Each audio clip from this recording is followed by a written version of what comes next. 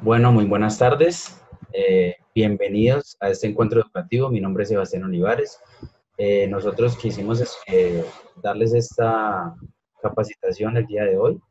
Mis compañeros son Corazón Rivero, Saidi Quintero, el que les habla Sebastián Olivares y Joana Rojas. Nosotros somos estudiantes profesionales en formación de la Universidad Adventista del último semestre. Y el día de hoy vamos a hablar acerca de las movilizaciones y el traslado adecuado para el cuidado en el hogar. Vamos a estar tocando temas como la mecánica corporal, cuál es la posición que nosotros debemos tomar al momento de trasladar a un paciente o también al momento de levantar de pronto algún objeto pesado o trasladar alguna cosa pues que sea necesaria. También vamos a estar hablando acerca de vendajes, qué tipos de vendajes se utilizan, de qué me sirve a mí saber qué tipo de vendaje es, cómo hacerlo. Entonces vamos a estar tratando estos temas y esperamos que les sea de gran ayuda. Bueno, para iniciar, queremos que piensen acerca de estas preguntas. La primera es, ¿sabe usted los cuidados que debe tener con un vendaje? ¿Conoce las posturas adecuadas para caminar, levantar objetos o sentarse?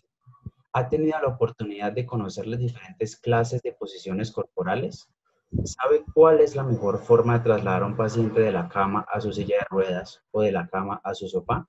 Entonces, queremos que mediten en estas preguntas y que las tengan ahí en mente para que a medida de que avancemos en la presentación, puedan ustedes responderse a esas preguntas. De todas formas, pues, cualquier inquietud que puedan tener, vamos a estar muy a disposición de ustedes para ayudarles y para responder las inquietudes que puedan tener.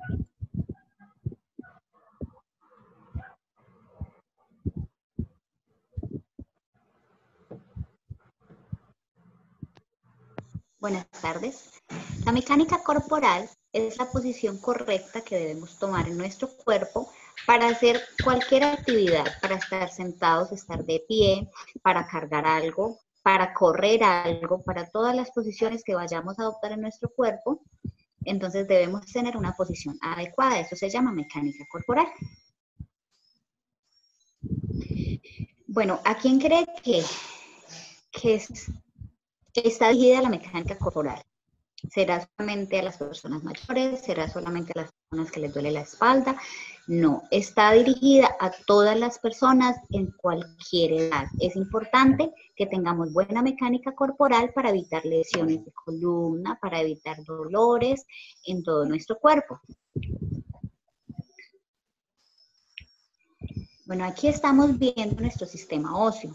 Ustedes pueden ver que hay algo en todo el centro que es lo que sostiene el cuerpo, ¿cierto? Son los huesos más grandes, entonces es muy importante que estemos, y como está en la imagen, rectos, ya vamos explicando de qué manera es lo más correcto, y que la fuerza la coloquemos en los huesos más grandes. Ahora estamos viendo los músculos y lo mismo, hay músculos más grandes, por ser más grandes son más fuertes, entonces no es bueno que coloquemos solo los brazos, porque los brazos tienen músculos, pero más pequeños y menos fuertes que los de las piernas, abdomen, glúteos. Entonces tenemos que saber nivelar esa fuerza y esa postura cada vez que vayamos a hacer algo diferente para así no lesionarnos.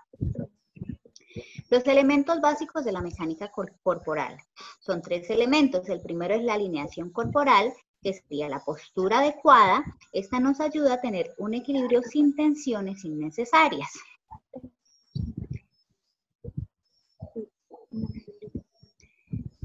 El número 2 sería el equilibrio, o sea, la estabilidad. Si tenemos un buen equilibrio, vamos a tener buena postura corporal y también necesitamos movimientos corporales coordinados para tener una mecánica corporal adecuada. Los principios de la mecánica corporal. Los músculos, ellos trabajan mejor en grupo.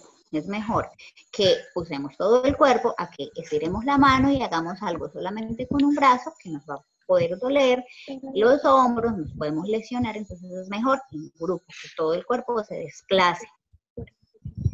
Los grandes músculos, como acabamos de ver, se van a fatigar menos que los pequeños. Entonces es mejor distribuir esa fuerza.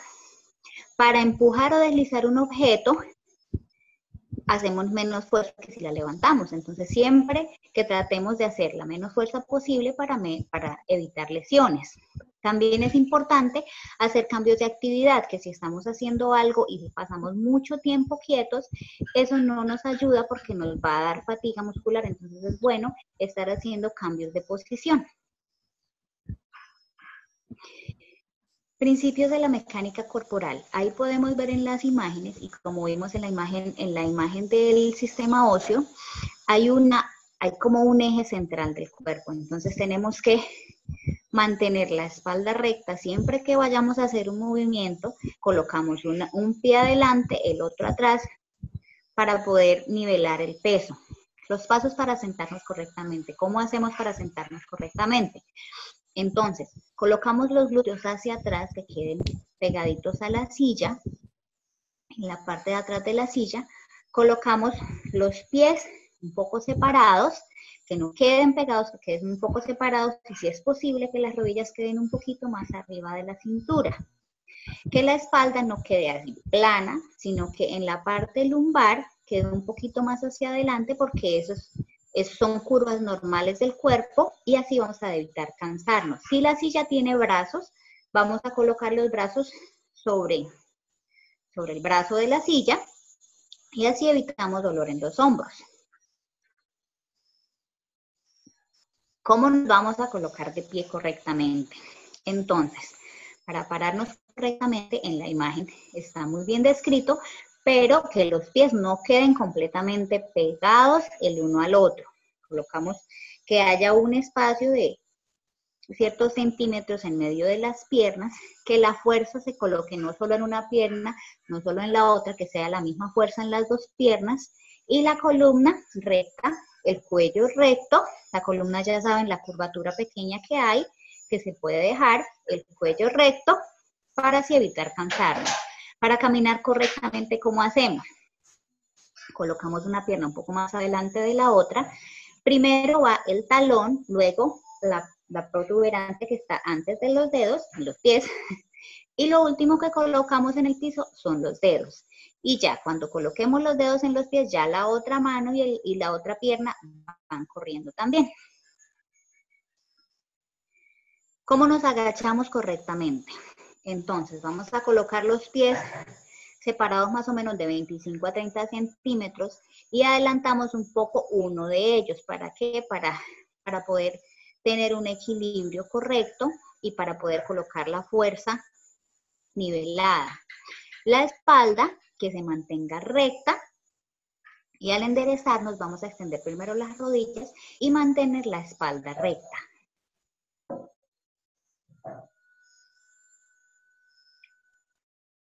¿Cómo vamos a levantar y cargar las cosas correctamente? Vamos a tratar de que nuestro cuerpo quede lo más cerca posible del elemento que vamos a levantar. Y así como ahí hay una imagen que es incorrecta, no nos estamos de lejos, sino lo más cerca posible, colocamos un pie más adelante del otro, porque si no nos caemos, vamos a tener que acordar que necesitamos el equilibrio, y luego comenzamos a levantarlo a nivel de la cintura, que no tengamos que agachar la espalda. Ahora, si el elemento es muy pesado, tratemos de no esforzarnos tanto, pidamos ayuda. Es mejor empujar con cuidado que cargar, pero si vamos a cargar y vamos a empujar, vamos a colocar nuevamente la espalda recta con la curvatura normal, un pie adelante del otro para mantener el eje correcto y el equilibrio. Y así podemos hacer la fuerza siempre recogiendo los músculos del abdomen, porque ellos también nos ayudan a hacer fuerza.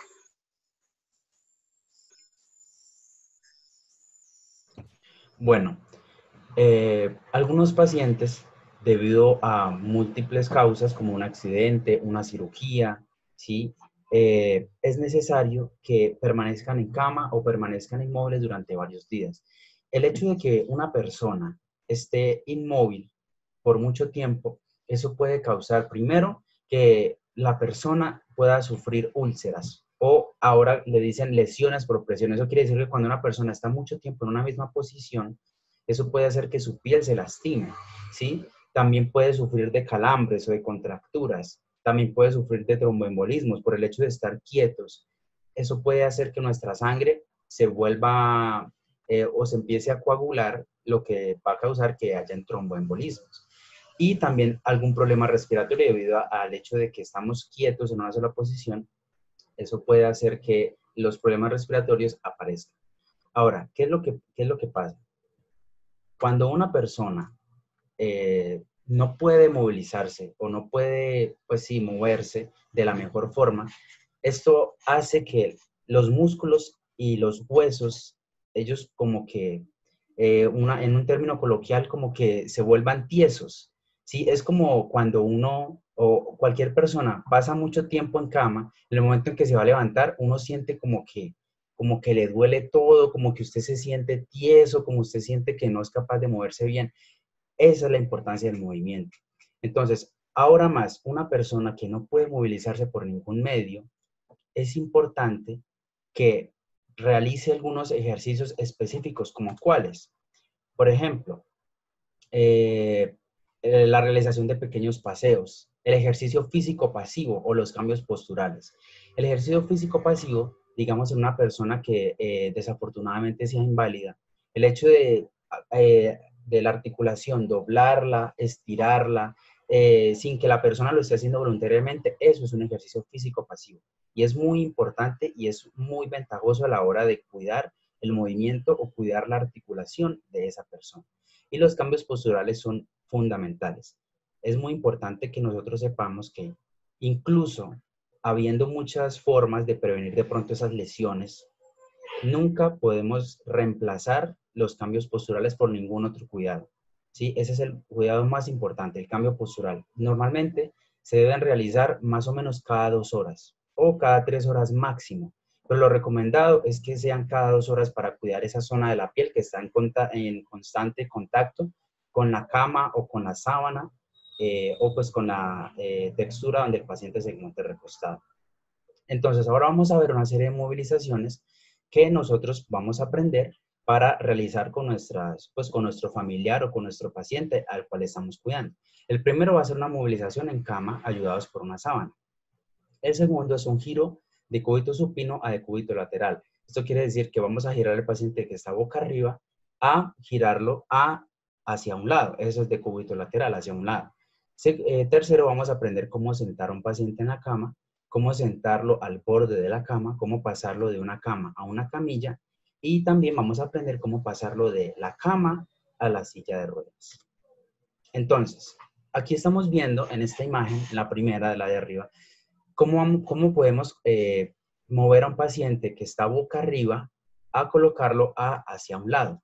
Entonces, miren lo que está haciendo la persona de la imagen. Lo primero que vamos a hacer es la rodilla que está al lado contrario del lado donde lo queremos voltear. ¿Qué significa esto?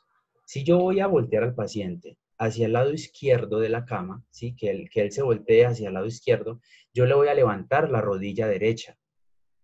Asimismo, si yo lo voy a voltear hacia el lado izquierdo, hacia el lado derecho, perdón, le levanto la rodilla izquierda. Una vez que yo le levanto la rodilla correspondiente, yo la deo o yo intento, pues sí, yo la deo al paciente o a la persona pues hacia ese mismo lado, valga la redundancia. Y luego, entonces ya con esta rodilla que yo flexione es la que me va a ayudar a que la persona permanezca en esa posición. Ahora, no es bueno que el paciente se quede al borde de la cama o dependiendo de las facultades del paciente. Si el paciente es capaz de controlar cierta parte de su postura o de su movimiento, pues está bien. Sin embargo, lo mejor es que el paciente siempre esté en la mitad de la cama. Entonces, ¿qué podemos hacer? Antes de ubicar al paciente de cúbito lateral o de lado, vamos a intentar moverlo un poco más hacia adentro de la cama para que cuando lo volteemos no quede tan al borde de la cama. Segundo, ¿cómo podemos sentar a un paciente en la misma cama? Entonces, lo primero que vamos a hacer es tomar al paciente o vamos a colocar la mano en la espalda del paciente y vamos a levantarlo, ¿sí? Siempre hay que cuidar la cabeza para que no pueda de pronto tener una lesión a nivel del cuello. Vuelvo y repito, depende pues de la movilidad que tenga el paciente. De todas formas, pues es responsabilidad de nosotros como cuidadores cuidar la integridad del paciente en todo momento. y de esta forma lo vamos a sentar. Este sentado es un poco más sencillo. Sin embargo, hay otro sentado que es cuando ya queremos sentar al paciente en el borde de la cama, como estamos viendo en la pantalla en la última imagen. Lo primero que vamos a hacer es, vamos a intentar levantarle un poco la espalda al paciente y al mismo tiempo que yo le estoy levantando la espalda, yo voy a intentar agarrar las dos piernas del paciente por debajo de la rodilla y voy a sacarle las piernas fuera de la cama.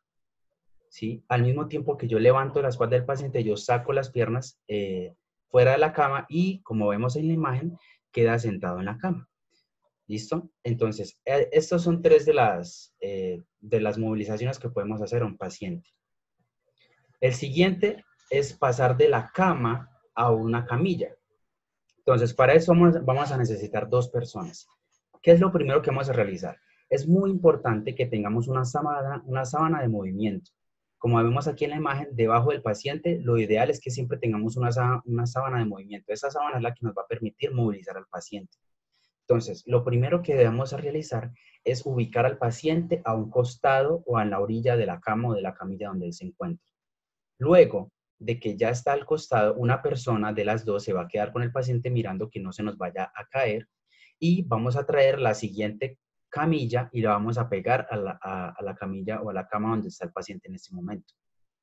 Luego de que ya tenemos las 2 camillas juntas y el paciente en el borde de la cama, una de las 2 personas que va a ayudar a movilizar al paciente se va a arrodillar en la cama donde el paciente estaba, ¿sí? Y entre las 2, como vemos aquí en la imagen, van a intentar sujetar al paciente con la sábana de movimiento, lo van a levantar, lo van a cargar y lo van a trasladar. A la cuenta de 3 debe ser sincronizado para que no vayamos a provocar ninguna lesión o ninguna caída al paciente.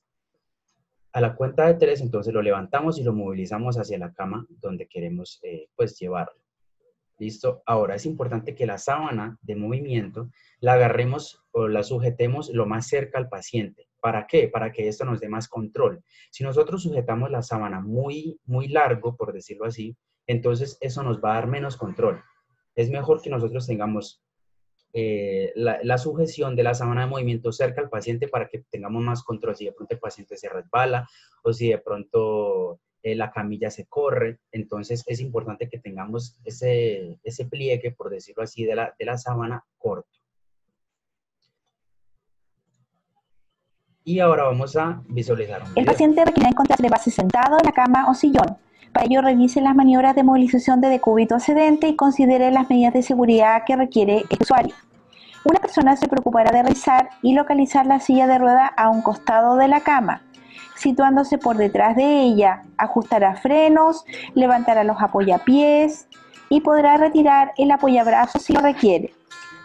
La segunda persona se ubicará por delante del usuario. Lo abraza a la altura del tronco y al mismo tiempo dispone sus extremidades inferiores, una por delante de la otra, flexiona sus rodillas manteniendo su espalda alineada con el usuario. Seguidamente reacciona en dirección hacia arriba y adelante a su paciente para mantenerlo en posición de pie. De manera casi inmediata realiza un giro hacia la silla. La persona encargada de la silla recibirá al usuario tomándola por debajo de los brazos a la altura axilar. Finalmente, se alinea el paciente a la silla de rueda, ubicando los pies en los apoyapiés y dejando la espalda totalmente apoyada al respaldo. Si retiró los apoyabrazos, este será el momento de reinstalar.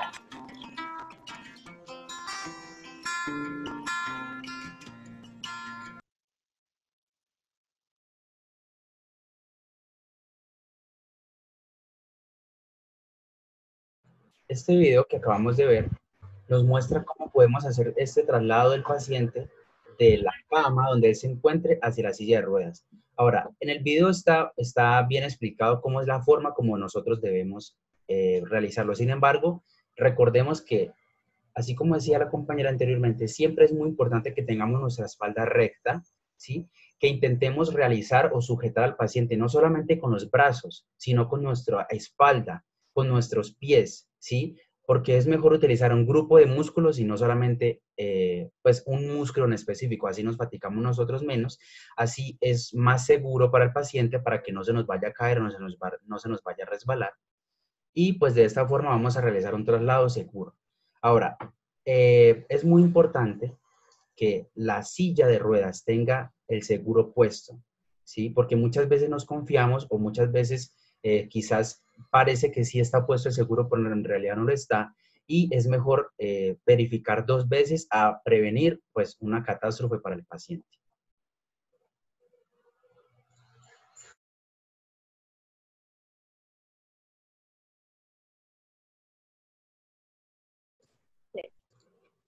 Entonces, asimismo, vamos a ver lo que son las posiciones corporales, pero primero vamos a ver unas recomendaciones básicas para una buena implementación de ello, que son, es importante comprobar que esa persona que está al cuidado de nosotros, mirar que no tenga ninguna contraindicación en las diferentes posiciones que vamos a implementar con ellos. ¿Qué cambios posturales el paciente no se le pueden realizar? Otra que es importante mirar cada cuánto hay que hacerle los cambios de postura o si esa necesidad, o sea, cuando el paciente la requiera o si es por horario, como ya dije. Comprobar también que el paciente esté cómodo en la postura que le estamos realizando.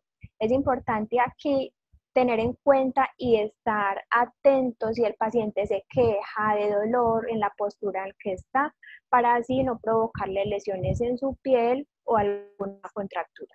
¿Bien? Esta es muy importante, la utilización de colchones antiescaras para evitar lesiones en piel, ¿cierto? Algún tipo de úlcera, cojines de silicona u otras superficies especiales. Ayudan pues a prevenir las úlceras por presión y alguna otra complicación, esto como para la comodidad del paciente o la persona a quien estamos cuidando. Pero hay que tener en cuenta que estos implementos no sustituyen a los cambios posturales que requiere el paciente. Bien, y tener en cuenta no efectuar esas maniobras bruscas que pueden afectar a eso.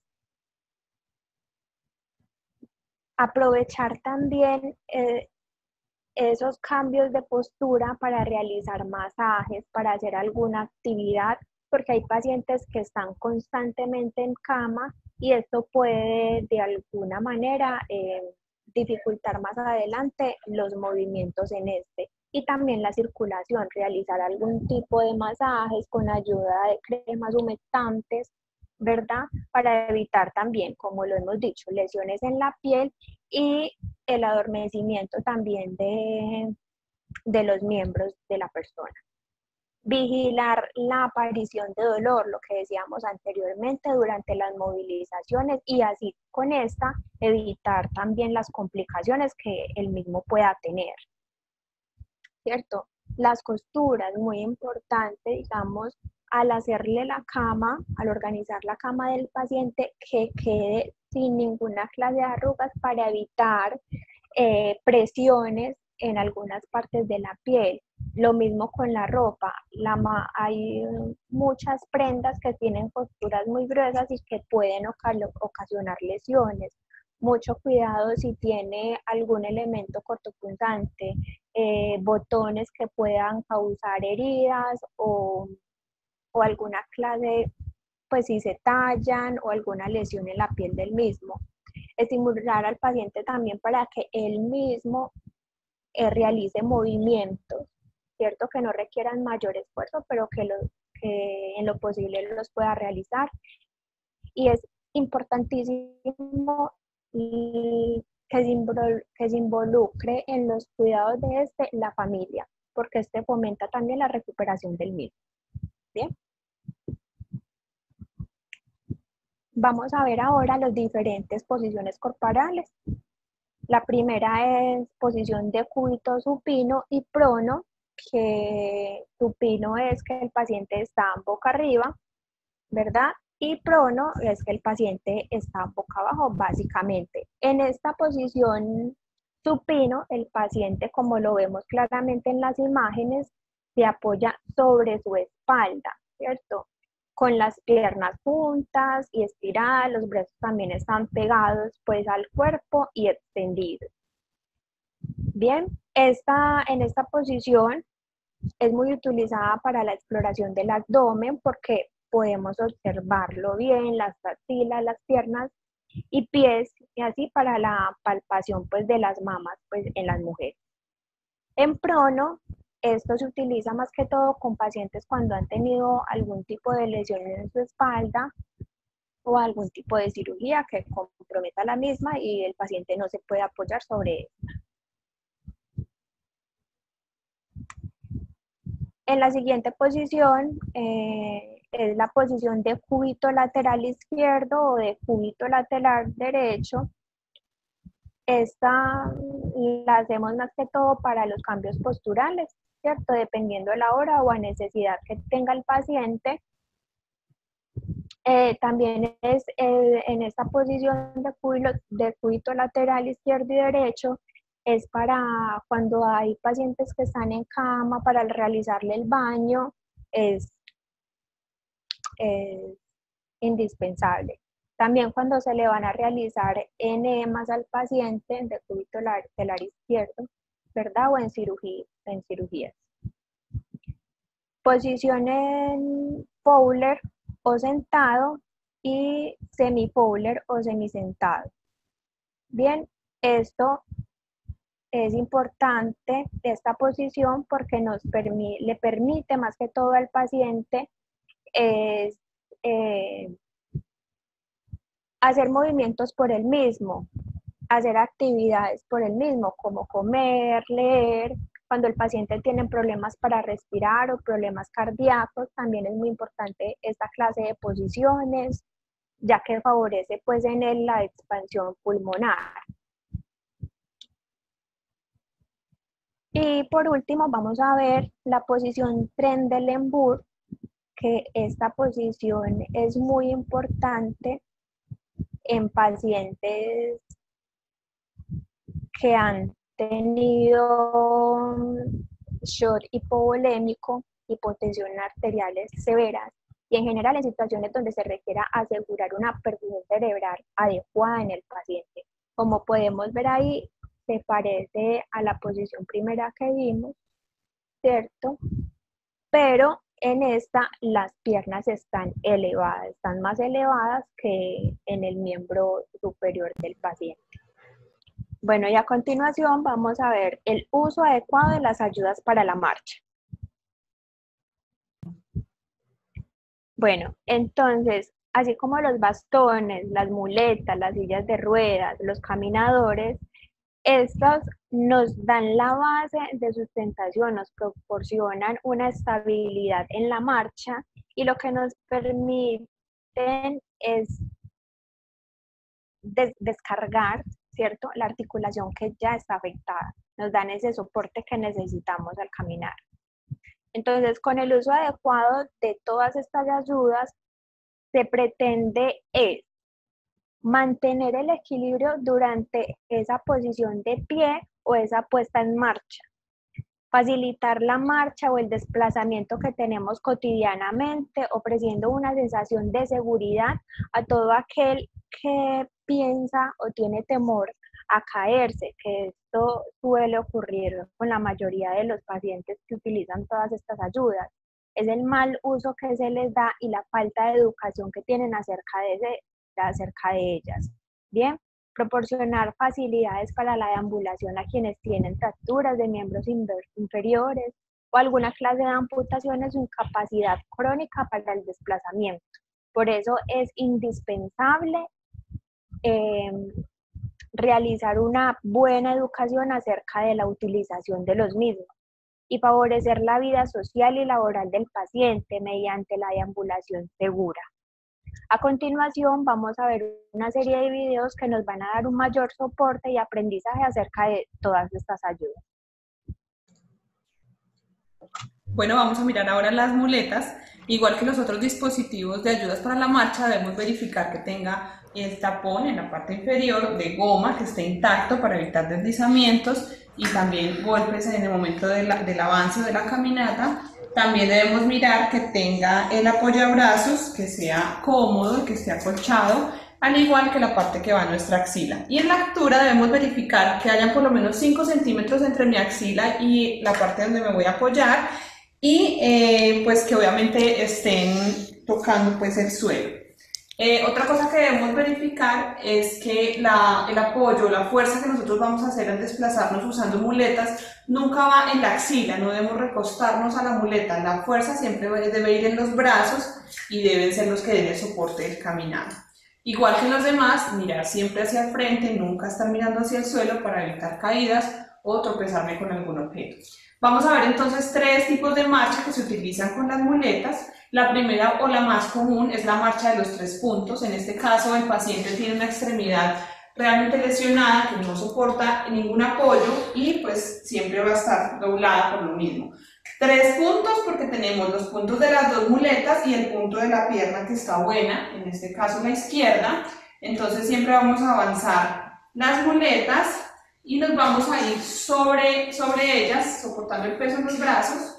La pierna lesionada nunca va a bajar, a descender.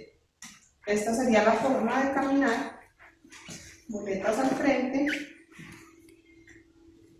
Listo.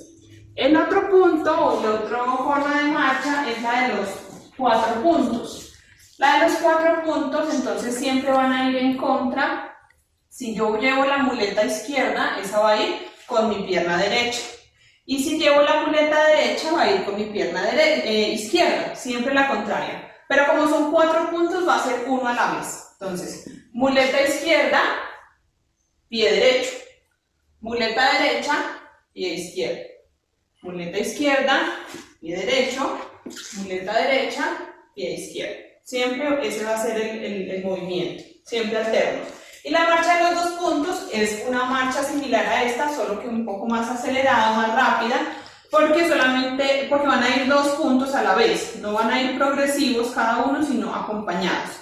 De igual forma, muleta izquierda y pie derecho, pero al tiempo, y luego muleta derecha con pie izquierdo al tiempo. Esta sería la manera de avanzar, es un poco una marcha un poco más rápido que la de los 4 puntos, pero muy similar.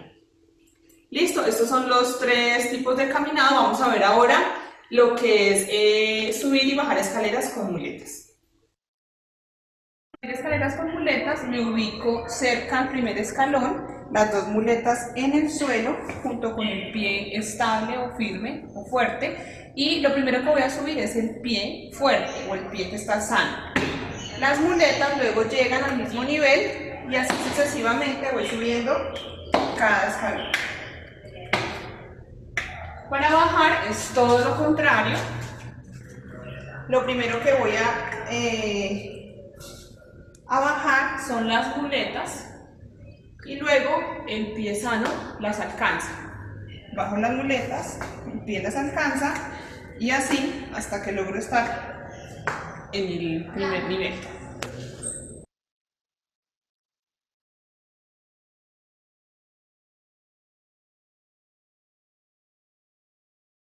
Ahora el dispositivo de ayuda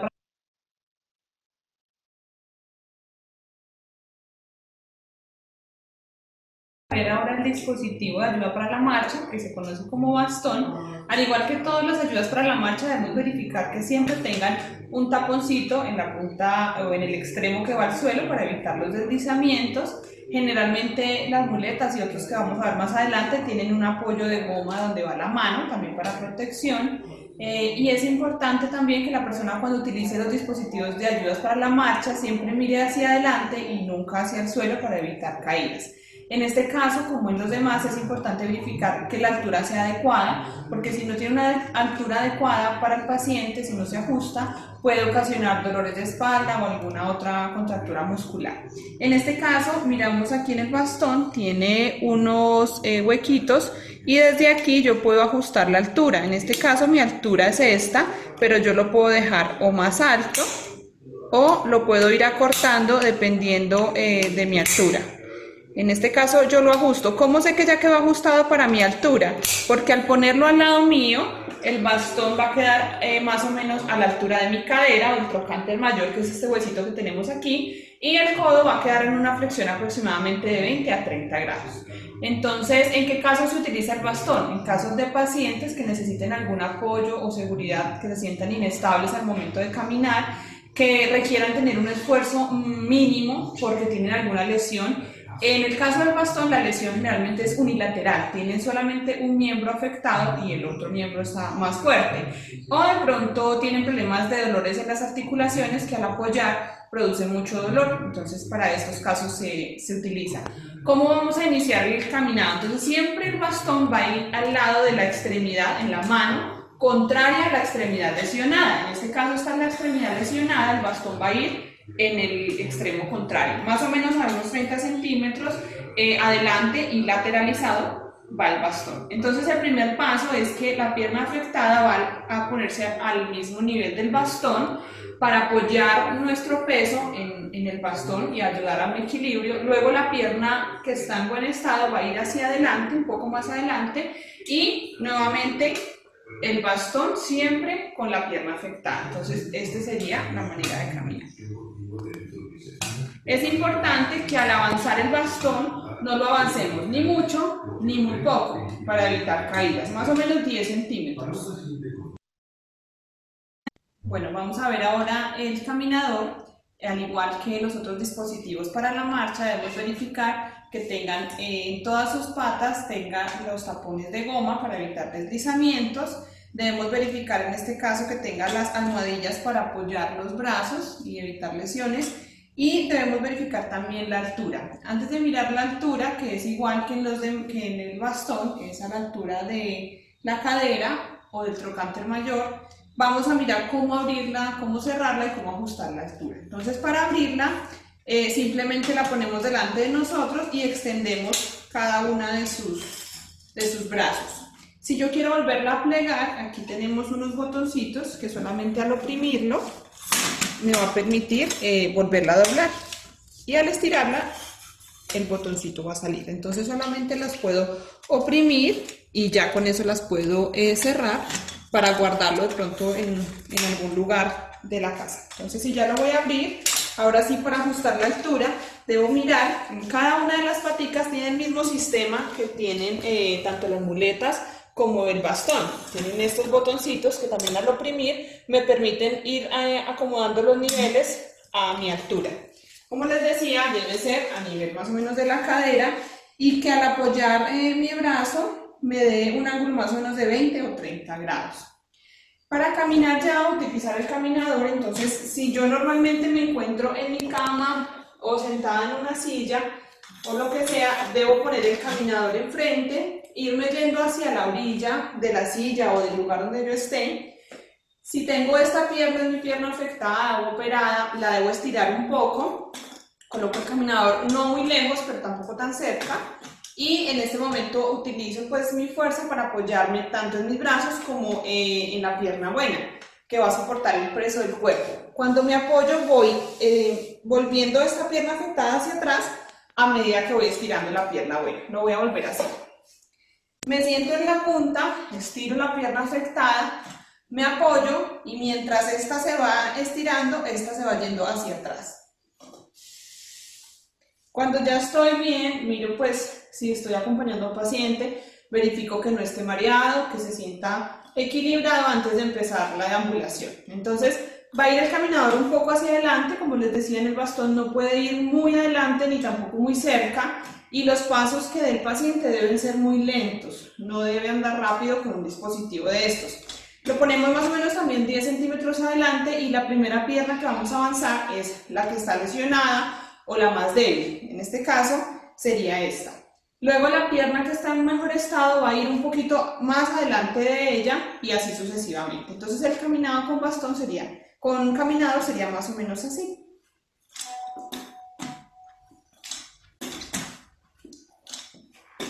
Si ya quiero volverme a sentar, si ya he terminado pues la deambulación y ya voy hacia el lugar donde me voy a sentar, entonces debo estar lo más cerca posible. Cuando ya esté lo más cerca posible me volteo, debo poder sentir, ojalá sea una cama o una silla que tenga brazos, debo poder sentir los brazos de la cama o de la silla, estirar la pierna afectada, irme sentando y agarrando de acá. Y ya puedo pues retirar el caminador. Esa sería pues como la manera correcta de utilizarlo. Siempre que vayamos a acompañar a un paciente con alguno de estos dispositivos, debemos hacernos del lado bueno del paciente o del lado que él tenga más fuerte. De ese lado es que tenemos que hacernos para poder acompañarlo.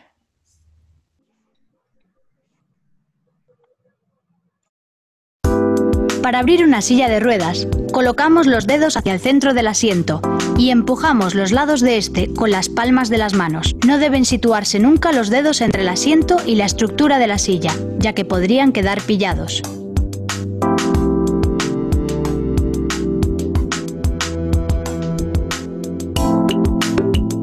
Para plegar una silla de ruedas, tiramos del asiento hacia arriba por el centro, por delante y por detrás, tal como se muestra en el vídeo.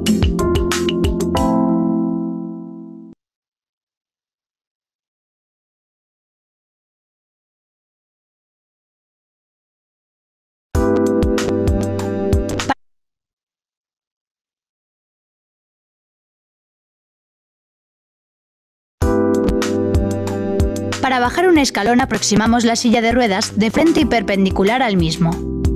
A continuación colocamos un pie en una de las palancas traseras e inclinamos la silla hacia atrás. Luego empujamos la silla hasta llegar al escalón y la bajamos suavemente por medio de las ruedas grandes. Para subir un escalón aproximamos la silla de ruedas y la situamos de frente y perpendicular al mismo.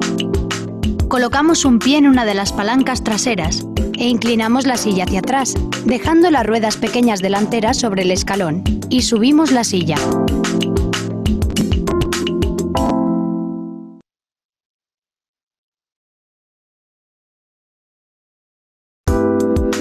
Para bajar aproximamos la silla de frente a los escalones. Colocamos un pie en una de las palancas traseras de inclinación e inclinamos la silla hacia atrás, dejando las ruedas pequeñas delanteras elevadas. Un segundo ayudante se situará delante de la silla, sujetando el armazón por debajo de los reposabrazos. El cuidador mantendrá durante la maniobra un pie ligeramente adelantado con respecto al otro, uno situado en el escalón inferior y otro en el superior, y descansará entre escalones. Para subir la silla, debe estar situada de espaldas a los escalones.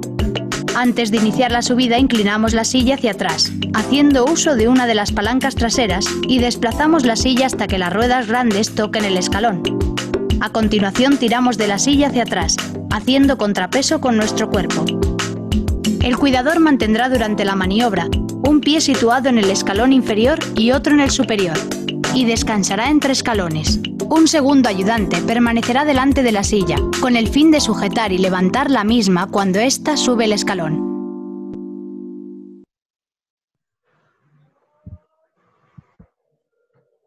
Bueno, entonces como aquí lo mostramos, es indispensable, muy importante, todas las ayudas que tenemos para una buena movilización del paciente, y es importante e imprescindible tener en cuenta los pasos de buen uso de cada una de estas ayudas.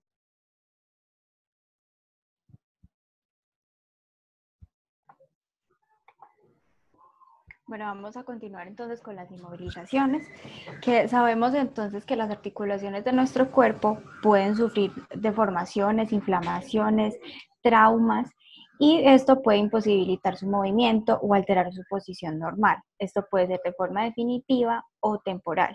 Pero en el mercado tenemos algunos implementos o elementos que llamamos inmovilizadores, que nos ayudan entonces a corregir la posición, a sostener un miembro o simplemente a impedir su movimiento. Tenemos que tener en cuenta que la inmovilización completa de una articulación o alguna extremidad de nuestro cuerpo proporciona ayuda a la cicatrización, alivio del dolor y evita las complicaciones de algunas lesiones que podemos sufrir. Vamos a ver entonces,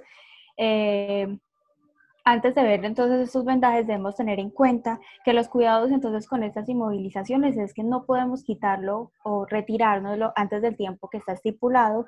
Debemos evitar introducir objetos en él porque podemos lesionar la piel, Y también debemos evitar humedecerlo. Si nos vamos a bañar, entonces existen diferentes métodos, los baños pueden ser diferentes mientras tengamos la articulación inmovilizada, o con bolsas plásticas podemos cubrir la extremidad. Entonces vamos a hablar de los vendajes. Los vendajes, entonces, existen muchas causas o muchas situaciones en las cuales se nos indica un vendaje, cualquier tipo de vendaje. Entonces, entre ellas podemos destacar que se emplean para proporcionar apoyo a un miembro, fijar las férulas, limitar movimiento de una articulación, sostener un apósito u otro material de heridas, controlar la inflamación o detener un sangrado, además de mejorar la circulación y proteger la piel. Existen entonces unas precauciones y unos principios básicos en el momento que tenemos una venda o que conocemos a alguien que tenga una venda. Si tenemos a alguien cercano, entonces es muy importante tener en cuenta estos principios. ¿Cuáles son? Entonces, es muy importante tener en cuenta que los gérmenes crecen o se proliferan en zonas húmedas, en zonas tibias y en zonas sucias. Por esto es muy importante que los vendajes se apliquen solamente en zonas limpias para evitar el crecimiento de gérmenes y bacterias. Otro principio muy importante es que el vendaje se aplica siempre desde la parte distal a proximal del cuerpo. ¿Esto por qué? Porque los vendajes, como ya vimos, pueden mejorarnos la circulación.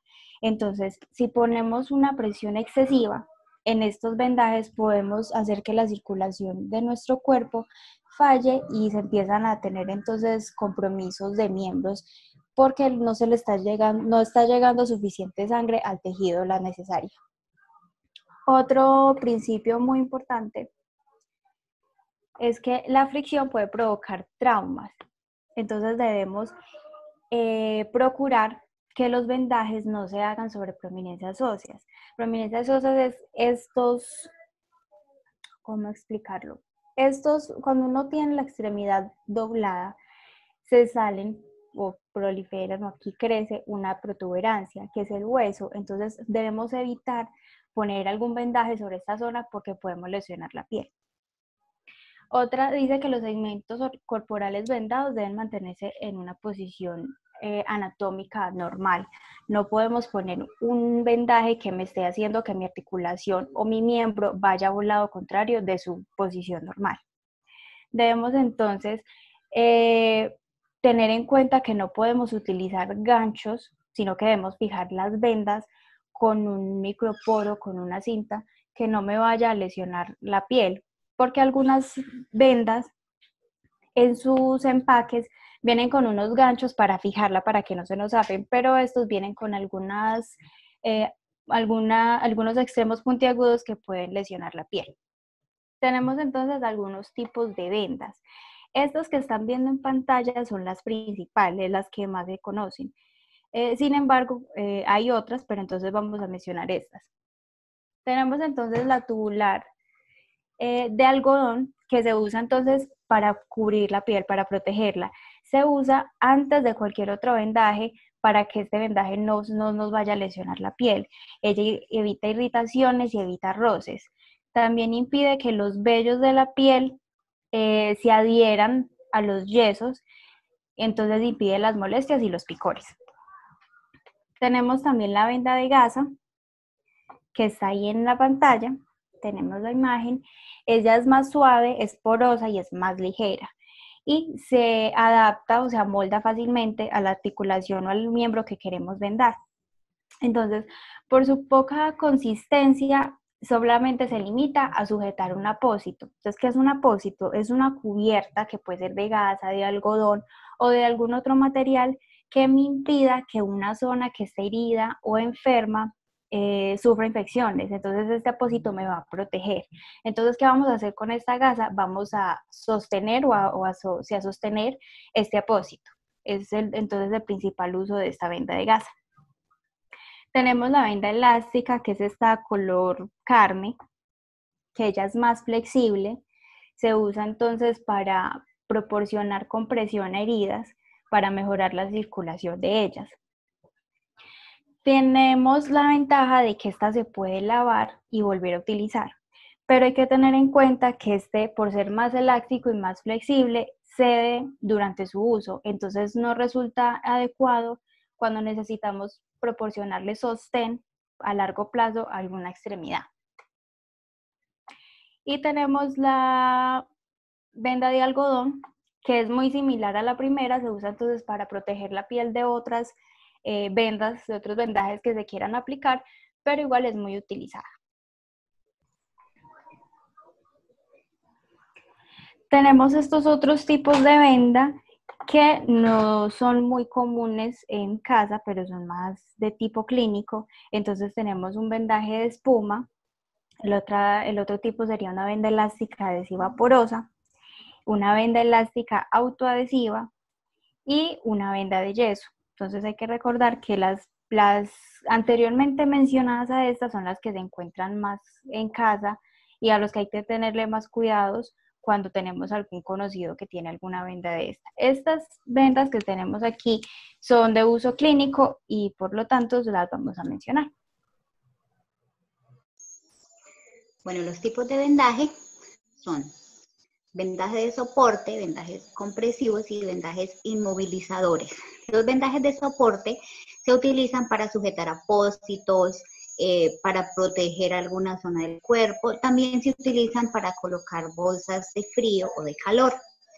Y los vendajes compresivos se utilizan para reducir inflamaciones después de un traumatismo, para favorecer el retorno venoso, para ejercer presión sobre un punto sangrante. Y para esto se utilizan vendas elásticas, no adhesivas, bueno, ya la compañera las nombró anteriormente. Los vendajes inmovilizadores se utilizan para inmovilizar una parte completa o inmovilizar de forma completa un segmento corporal. Para esto se utilizan férulas, escayolas o férulas metálicas, que está ahí en las imágenes. Bueno, los tipos de vueltas. Todos los vendajes, dependiendo de la parte del cuerpo donde se usen, hay que hacer unas vueltas diferentes para que queden adecuados y no vayan a hacerle ninguna lesión al paciente. Entonces hay circular, hay espiral invertido, hay vuelta en 8 y vuelta recurrente. Ahí están en las imágenes, pero seguidamente vamos a mostrar unos videos que creamos para ustedes, donde les estamos explicando cada tipo de vuelta, cada vendaje que acabamos de nombrar. El vendaje circular es un vendaje de soporte. Vamos a utilizar un vendaje de gasa. Este vendaje se utiliza para cubrir una zona afectada, lesionada, o para fijar un vendaje que está previamente instalado. Debemos entonces cubrir totalmente la extremidad, procurando que lo que vayamos poniendo, el vendaje que vayamos poniendo sea cubierto totalmente por la nueva capa que estamos colocando. Podemos utilizar el vendaje, si es para utilizarlo en fijaciones de vendaje que ya están instalados, entonces se hace en la zona proximal o en la zona distal del vendaje. Vamos entonces a fijar con un microporo. Es importante que no se fije con los ganchos que vienen las vendas, porque podemos lesionar la piel.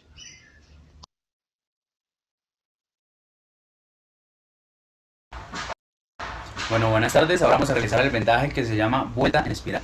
Este vendaje nos sirve cuando necesitamos vendar, valga la redundancia, alguna parte del cuerpo que es de circunferencia uniforme, por ejemplo los brazos, las piernas, o en algunos casos también se utiliza para vendar los dedos. Ahora, este vendaje se puede utilizar para hacer un vendaje de compresión junto con una venda elástica, o también se utiliza la mayoría de las veces como un vendaje para sujeción de apósitos.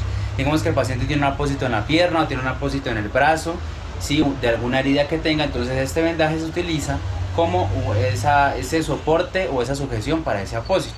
Y lo vamos a realizar de la siguiente forma. Necesitamos una venda de gasa, ¿sí? Necesitamos, pueden ser un clip o puede ser un fixomul. Para cuando terminemos el vendaje lo vamos a fijar, y también pues unas tijeras para cortar el vendaje que nos sobra, y lo vamos a realizar de la siguiente forma. Una vez que ya tenemos los materiales listos, Entonces, en el lugar donde vayamos a vendarlo, en este caso vamos a vendar en la pierna, vamos a aplicar 2 vueltas para la base. Y recordemos que siempre la venda debe ir pues hacia afuera y no hacia adentro. Que cuando empezamos a vendar, la venda no esté hacia adentro, sino que esté mirando hacia afuera. Listo, vamos a dar unas primeras 2 vueltas para la base. Y luego vamos a empezar a vendar de la siguiente forma. La venda, la mitad, tiene que pasar por donde viene el límite de la vuelta anterior. De esta forma. Aquí viene el límite de la vuelta anterior, entonces por ahí la mitad de la venda que viene pasa por ese límite de la vuelta anterior. Y así lo vamos a ir realizando durante todo el proceso. Podemos ir aplicando presión, pero no mucha, dado que este vendaje de gasa no es muy resistente ante la presión. Siempre ir fijándonos de que el vendaje que viene pase por el límite de la vuelta anterior, por la mitad. Y así lo vamos realizando hasta el lugar donde está indicado. Listo, ahora cuando finalizamos, cortamos la venda, ¿sí? Y una vez de cortarla podemos darle, antes de cortarla, perdón, le damos 2 vueltas más para terminar la sujeción. Y luego finalmente ya cortamos la venda y podemos aplicar el sujetador que tengamos, ya sea un clip o ya sea un fixo. Y de esta forma es como se realiza el vendaje vuelta en espiral.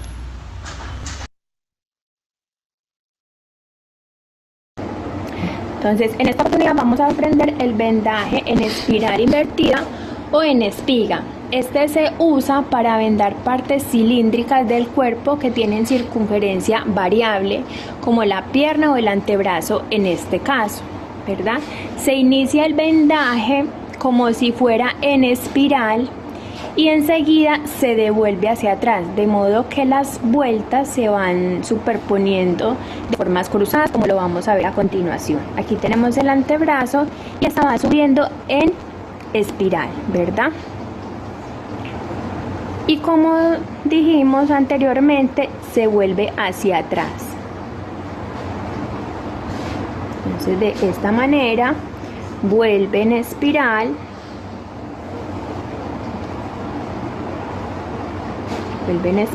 y se vuelve hacia atrás. Vuelve en espiral,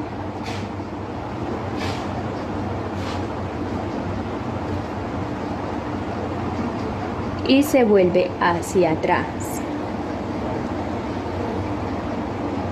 Vuelve en espiral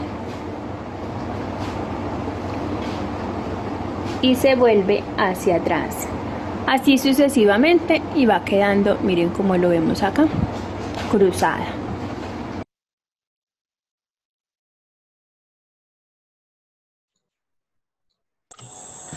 Buenas tardes. Mi nombre es Heidi Quintero, soy enfermera en formación de la Universidad Adventista de Colombia y hoy les voy a enseñar a hacer un vendaje en 8. Este vendaje se utiliza para inmovilizar articulaciones. Entonces vamos a comenzar. Comenzamos con una venda elástica desde la parte de abajo. Damos de 2 a 3 vueltas. Luego subimos. Este se usa para fijar. Estas vueltas se hacen para fijar. Y ahora sí comenzamos, bajamos, subimos, bajamos, subimos,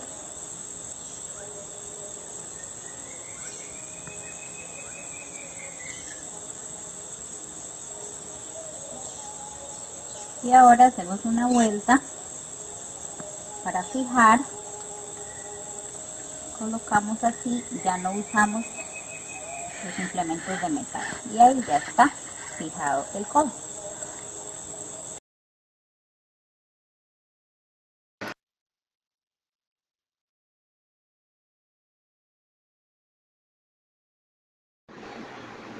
Este vendaje comenzará con 2 vueltas de anclaje en la parte occipital de la cabeza. Se le informa al paciente que le cubriremos las orejas. Una de las vendas se encargará de dar vueltas circulares a lo largo del perímetro cefálico y la otra usaremos para sostener los apósitos de la cabeza.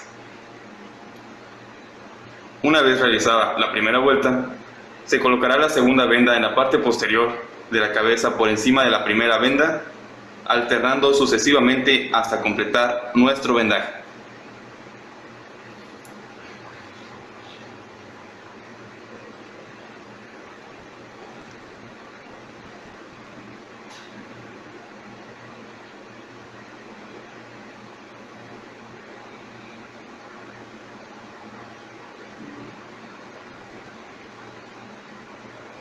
Al terminar de cubrir la parte superior, se corta la segunda venda y se termina de sujetar con la primera venda.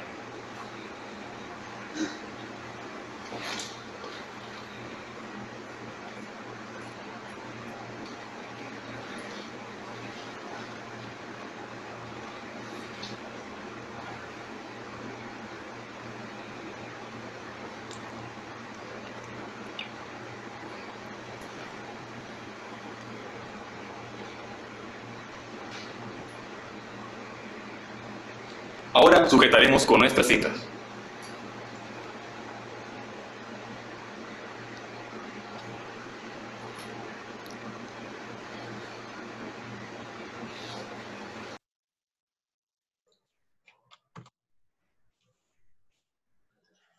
Bueno, ahora vamos a hablar acerca de las complicaciones del uso del vendaje.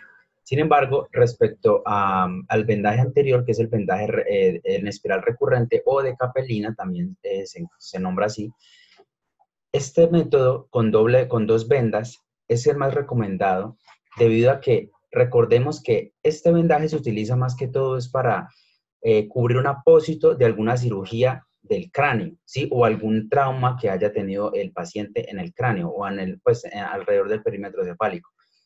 Generalmente, la mayoría de las veces, cuando una persona tiene un trauma en el cráneo o una cirugía en el cráneo, se le afecta esa zona y la zona alrededor donde tuvo la cirugía o donde tuvo el trauma. Entonces, es muy importante que nosotros con este vendaje que hacemos, estemos seguros de que no hay ningún tipo de arrugas o que no hay ningún tipo de doblaje que pueda causarle al paciente alguna lesión. Porque si bien el vendaje de gasa no es un vendaje de presión, sin embargo, el hecho de envolverle completamente la cabeza al paciente genera una cierta presión. Ahora, el paciente no va a tener cabello. Entonces, el hecho de que no tenga cabello lo deja aún más desprotegido. Deja el cuero cabelludo expuesto y cuando nosotros dejamos una arruga en el vendaje, eso puede causar una lesión por presión al paciente. Entonces es importante que con este vendaje estemos seguros de que pues queda totalmente lisa la venda y no quedan arrugas que puedan lesionar al paciente. Bueno, ahora sí continuando con las complicaciones del uso del vendaje. Una de las complicaciones es el síndrome de compresión. Este síndrome de compresión se da cuando hay una serie de signos y síntomas relacionados con la alteración de la circulación y la inervación, causados por una presión excesiva del vendaje. ¿Cómo nos damos cuenta? Cuando nosotros, digamos, se le está vendando a una persona su brazo y nosotros empezamos a ver los dedos. Los dedos empiezan a ver morados, se le sienten fríos al paciente, el paciente empieza a sentir un hormigueo. Eso es un indicio de que el paciente se le está realizando una presión excesiva en esa zona, ¿sí? En ese vendaje que le estamos realizando hay demasiada presión, entonces podemos causarle una disminución del flujo sanguíneo y una disminución de la irrigación, de la inervación, perdón. Entonces es importante que siempre después de vendar, o bueno, no inmediatamente después, porque pues no se notaría, sino más o menos una hora después de realizar el vendaje, vamos a revisar esa extremidad a ver cómo está. Preguntarle al paciente, ¿lo siente frío? ¿Le siente adormecido? ¿Usted siente si yo le toco aquí? ¿Siente si yo le pellizco? Eso es importante para evitar este síndrome de compresión. La siguiente complicación es el edema de ventana. Este edema de ventana ocurre cuando nosotros colocamos un vendaje y dejamos una zona de la piel con muy poco vendaje o sin ningún vendaje en absoluto. Nosotros podemos ver todo el brazo blanco, pero resulta que aquí en una lineacita se le ve la piel al paciente. Eso es una ventana, ¿sí? Entonces, el hecho de que haya esa ventana, pues con el tiempo, estamos hablando de horas, o bueno, dependiendo pues de la presión con la que hayamos realizado el vendaje, esto le puede causar un edema de ventana. Resulta que la piel intentará salirse por esa ventanita que le quedó al paciente, se va a empezar a inflamar. Entonces, ese es el edema de ventana y eso es lo que hay que evitar. Y por esa razón debemos hacer los vendajes muy uniformes. Si no importa si hay que repetirlos. La idea es que quede muy bien para que nuestro paciente, nuestro familiar, no vaya a presentar ninguna de estas complicaciones. La siguiente complicación es las úlceras por presión. Estas úlceras por presión generalmente ocurren en la aplicación de vendajes rígidos, como el vendaje de yeso, o en un vendaje elástico, por ejemplo, o también una venda de espuma. Entonces, estas úlceras por presión, como decía la compañera anteriormente, se dan en las prominencias óseas, como el codo, los nudillos, ¿sí? En la rodilla también se puede dar. Entonces, es importante que nosotros dejemos el vendaje uniforme, ¿sí? Ahora, si nosotros sabemos que vamos a aplicar un vendaje elástico al paciente por mucho tiempo, entonces lo más indicado y lo más sensato sería aplicar un vendaje de algodón, precisamente para evitar esa úlcera por presión. ¿Por qué? Porque el vendaje de algodón es muy suave, ¿sí? Y no me va a lesionar la piel. Sin embargo, si yo aplico directamente un vendaje elástico sobre la piel y tiene que pasar por alguna prominencia ósea, con el tiempo, ese roce o esa constante presión me va a causar una úlcera por presión. Sí, entonces, antes de colocar los vendajes debemos analizar. Siempre debemos tener un propósito de, bueno, ¿por qué estamos haciendo esto? ¿Qué le voy a hacer? ¿Por qué lo voy a hacer? ¿Qué complicaciones le puede causar al paciente? Entonces, debemos tener como esa capacidad, pues, de observar lo que vamos a realizar para a tiempo evitar esas complicaciones. La siguiente complicación es la maceración cutánea. La maceración es cuando, por ejemplo, vamos al río y estamos todo el día en el río y cuando nosotros nos damos cuenta, los dedos como que están arrugados, ¿sí? Como que uno los ve como arrugados, como la piel húmeda. Esa es la maceración. Entonces, esta maceración cutánea ocurre por la aplicación de vendajes sobre una zona húmeda sin un secado o protección adecuados. Esto ocurre en zonas de pliegues cutáneos naturales. Entonces, cuando nosotros vamos a vendar a una persona, digamos, y la persona tiene un apósito, y ese apósito es de una herida y ese apósito está húmedo, nosotros podemos observar que está húmedo. Lo indicado es que nosotros podamos cambiar ese apósito, limpiarlo, dejarlo seco. Porque si nosotros vendamos al paciente con ese apósito así, va a producir una maceración. ¿Qué significa eso? Significa que esa humedad que queda no va a lograr salir, ¿sí? No va a lograr salir. La gasa la puede absorber, sin embargo, la humedad va a quedarse ahí, la humedad no va a salir. Entonces, con el tiempo, esa acumulación de humedad es lo que me va a producir una maceración, ¿sí? Entonces, debemos siempre secar bien el miembro que vayamos a vendar o, asimismo, el apósito sobre el cual vamos a vendar. ¿Listo? Esa es la forma como podemos evitar esa maceración cutánea. Las quemaduras por yeso. Lamentablemente son comunes porque resulta que los vendajes con yeso es un vendaje pues de algodón entretejido, pero con yeso en su interior. La forma de aplicarlo es que se le echa agua caliente a ese vendaje con yeso antes de aplicarlo sobre el paciente, antes de vendarlo.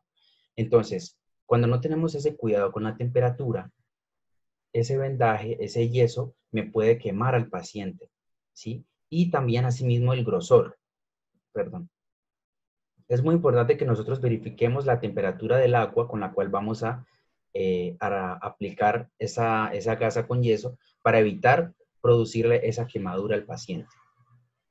Y la siguiente complicación es el alineamiento erróneo, producido por una colocación inadecuada de la extremidad que se venda. Entonces, es muy importante que nosotros siempre coloquemos la extremidad en su zona anatómica normal. ¿Qué significa? Que si yo voy a vendar el brazo, por ejemplo, del paciente, yo debo intentar siempre dejárselo en esta posición porque esta posición es anatómica, ¿sí? O por ejemplo, si yo voy a vendar la muñeca, yo no puedo dejarle la muñeca al paciente así, por ejemplo, porque esta posición no es anatómica, no tiene un alineamiento correcto. ¿Qué sería lo sensato? Lo sensato sería que yo la muñeca la dejara recta. ¿Por qué? Porque esa es la posición normal de la mano. O si yo voy a vendar, por ejemplo, los dedos, yo no los puedo dejar estirados. yo necesito dejarlos con esa flexión normal o anatómica que tiene la mano. Entonces es importante que nosotros siempre vayamos a analizar o mirar esa articulación, cómo es la posición anatómica normal de esa articulación para poder vendarla o enyesarla de la mejor forma y que no vayamos a cometer un alineamiento correcto.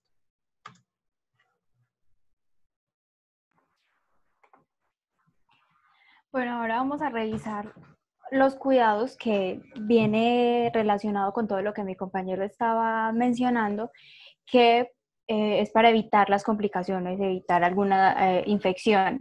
Entonces, como cuidados de los vendajes, tenemos que debe permanecer limpio y seco. Como ya lo había mencionado mi compañero, evita maceraciones, evita infecciones y evita que el vendaje se deteriore. Otro cuidado que podemos tener es vigilar muy bien el olor que se desprende de ese vendaje. Algunos vendajes se utilizan por mucho tiempo, mientras la extremidad o el área afectada se mejore. Entonces debemos procurar que ese vendaje no coja, no se sienta mal olor, porque eso nos estaría indicando una infección y podría empeorarle el cuadro y generar más lesiones en la piel. También entonces tenemos que, si el vendaje se suelta o se afloja, debemos repetir el vendaje, siguiendo entonces los principios que ya hemos visto, las precauciones, teniendo en cuenta, como lo mencionaba el compañero, la posición anatómica normal de la extremidad o de la parte que estemos vendando, y teniendo en cuenta el tipo de vendaje que estamos teniendo.